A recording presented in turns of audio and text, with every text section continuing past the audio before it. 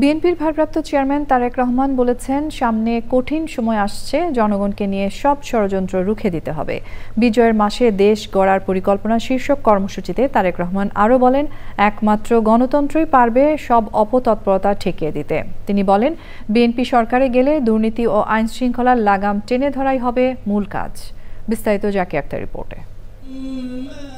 বিজয়ের মাসে বিএনপির দেশ গড়ার পরিকল্পনা কর্মসূচি 7 দিনের কর্মসূচির প্রথম দিনে রাজধানীর কৃষিবিদ ইনস্টিটিউট মিলনায়তনে ছাত্রদলের আয়োজন। সকালে কর্মসূচির উদ্বোধন করেন দলের মহাসচিব মির্জা ফখরুল ইসলাম আলমগীর। নতুন বাংলাদেশে 1.5 বছরে 1 কোটি লোকের কাজের কর্মসংস্থানের ঘোষণা দেন তিনি।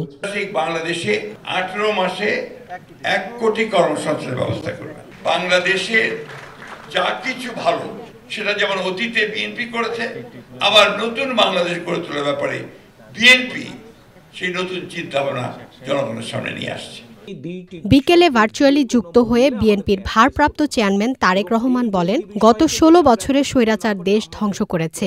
দুর্নীতি ও আইন শৃঙ্খলার লাগাম টেনে ধরলেই দেশের মানুষের ভাগ্যের পরিবর্তন ঘটবে।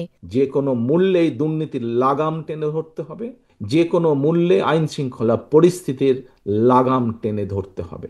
স্বৈরাচার এই দেশের প্রত্যেকটি ক্ষেত্রকে কিভাবে ধ্বংস করে দিয়ে গিয়েছে এটি আমরা জীবনের পরতে পরতে অনুভব করতে পারি। এর ভুক্তভোগী কিন্তু এই দেশের মানুষ। বাংলাদেশের জনপ্রিয় রাজনৈতিক দল হিসাবে বিএনপির দায়িত্ব হচ্ছে দেশকে সঠিকভাবে পরিচালনা করা। বিএনপির নামে অপপ্রচার চলছে উল্লেখ করে সতর্ক থেকে নেতাকর্মীদের সোচ্চার হওয়ার আহ্বান জানান তারেক রহমান। আমাদের সামনের সময়গুলো কিন্তু খুব ভালো নয়, সামনে অনেক কঠিন সময়ে অপেক্ষা করছে আমাদের জন্য। বিভিন্নভাবে বিভিন্ন রকম ষড়যন্ত্র বিভিন্ন জায়গায় হচ্ছে।